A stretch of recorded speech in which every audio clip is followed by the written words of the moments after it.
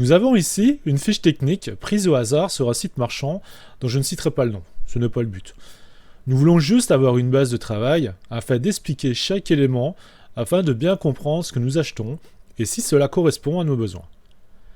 La première ligne désigne simplement la marque du constructeur, le fait qu'il s'agisse d'un ordinateur portable et la référence de son modèle. Jusque-là, rien de bien méchant à comprendre. De plus, s'il se trouvait devant vous, la marque serait bien en évidence également. C'est les informations suivantes qui nous intéressent. Tout d'abord, le processeur, un AMD A6 9920E. Qu'est-ce que ça peut bien vouloir dire ? AMD est un constructeur de processeurs et de cartes graphiques. Son concurrent direct est Intel. L'appellation A6 9920E désigne la génération du double cœur et le modèle du processeur. Dans notre cas, il est tout indiqué pour un PC portable. Qu'est-ce qu'un processeur double cœur ? Il s'agit d'un processeur équipé de 2 cœurs, 2 unités de calcul qui travaillent en parallèle.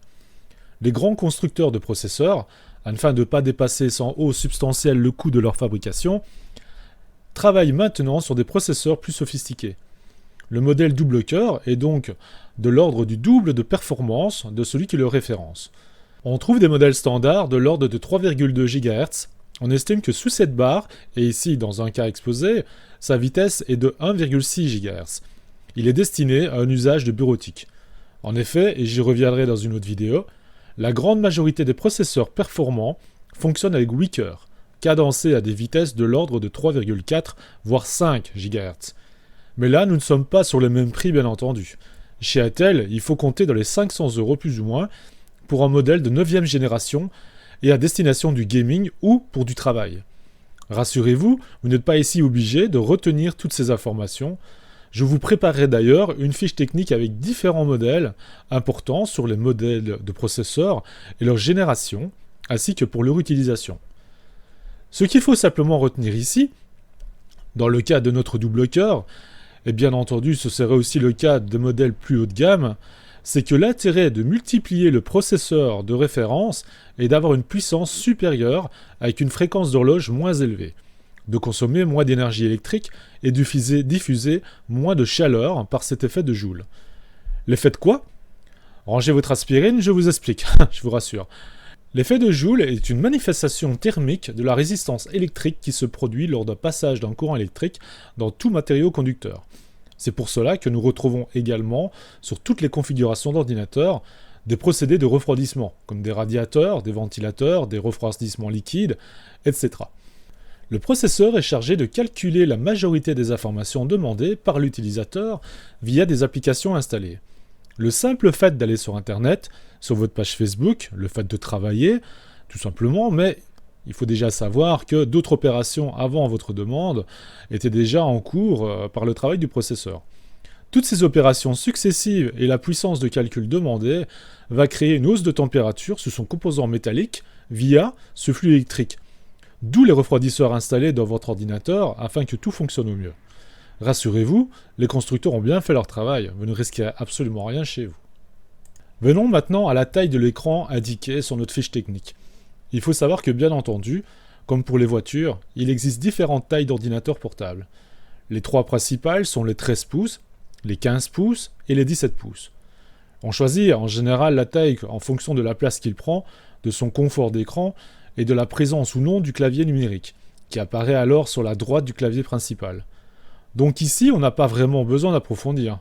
La présence ou non d'un clavier numérique peut, s'il n'est pas choisi, se rajouter via une extension matérielle avec un modèle en USB. Par contre, le confort de l'écran dépendra si vous avez souvent à le transporter votre portable et si vous avez la place dans un sac de transport dédié ou quelque chose de plus discret. Vous trouverez sans doute étrange que je ne parle pas ici des ordinateurs dits de bureau. Il faut savoir que dans le cas de cet exercice de compréhension d'une fiche descriptive d'un ordinateur dans une boutique ou un magazine, le résultat serait le même. Mis à part que dans le cas d'un ordinateur de bureau, il ne faudra pas oublier d'acheter un écran, un clavier, une souris de votre choix. Alors l'écran est important en fonction de vos besoins, la qualité de la dalle et son temps de réponse est primordial pour un résultat optimum, tant pour travailler dans la photographie, surtout dans la modélisation 3D, et le montage vidéo que pour les jeux vidéo. Mais ce sera ici un petit peu trop d'informations pour une seule vidéo, j'y reviendrai dans la partie consacrée aux cartes graphiques.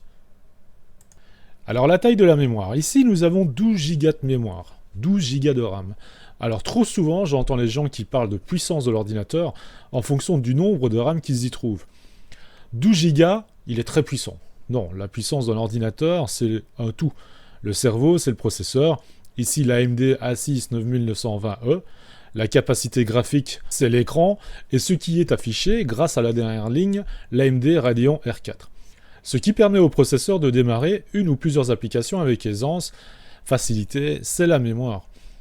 Tout comme nous avons une mémoire et un cerveau qui y accède, il interprète des données trouvées. Par exemple, je mange une glace à vanille, je me souviens du goût, et quand j'en ai mangé une pour la première fois. Avec un peu de chance, vous aurez appris aussi à en faire une. Mon email est d'ailleurs facilement disponible si vous habitez en Belgique. Cette mémoire que l'on trouve dans un ordinateur permet donc de stocker temporairement des informations, non les ranger, mais y accéder rapidement et provisoirement. À la différence d'un disque dur, ce dont on va parler par la suite, qui lui permet de stocker, de ranger sur la longueur, et ou de manière permanente des applications, musique, photographie et documents par exemple. Ici, nous disposons de 1 Teraoctet de stockage. 1 Tera équivaut à 1000 gigaoctets, ce qui représente de manière claire un stockage de plus ou moins 200 000 photos, 250 000 chansons et 120 films de qualité DVD HD. Le disque dur est destiné avant tout à héberger le système d'exploitation, ici un Windows 10 et ses logiciels, ainsi que ceux que vous installerez, comme la suite Office ou un logiciel de photographie par exemple. La capacité restante, vous en disposerez selon vos besoins, bien évidemment. Je conseille toutefois de disposer également d'un disque dur externe afin d'effectuer une copie de vos documents importants, photographies, etc. Je vous montrerai bien sûr comment procéder. L'ordinateur ici présenté dispose d'une puce intégrée dédiée au graphisme. Elle est équivalente à la puce Intel HD 4000 et ne permettra pas de jouer à des jeux récents au-delà d'une configuration faible. Et ce, sur une résolution d'écran de 1024 sur 768 pixels. En résumé, nous avons ici un PC portable parfait pour une utilisation standard. Du traitement de texte, un peu de multimédia, c'est-à-dire écouter de la musique, regarder des vidéos, que ce soit sur Internet ou via un lecteur DVD interne ou externe en USB, jouer à des jeux sur Internet. Vous pouvez également traiter et retoucher vos photographies, monter des dossiers, mémoires ou albums. Pour une utilisation familiale, c'est parfait et le prix est abordable. Maintenant, si vos besoins vont au-delà de cet ordinateur, les vidéos suivantes vont vous aider à faire votre choix. Vous savez maintenant lire et comprendre une fiche descriptive d'un ordinateur, savoir à quoi correspondent les différentes composantes principales, faire la différence entre mémoire vive et mémoire de stockage, faire votre choix parmi les différentes tailles d'ordinateur, et surtout avoir déjà une idée du prix à mettre dans votre investissement.